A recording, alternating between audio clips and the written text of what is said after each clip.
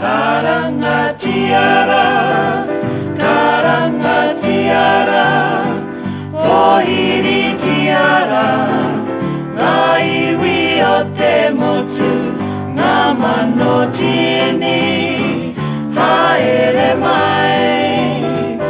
E hui aroha, mō koutou e ngā iwi, ngā unei te aroha, me te mamai.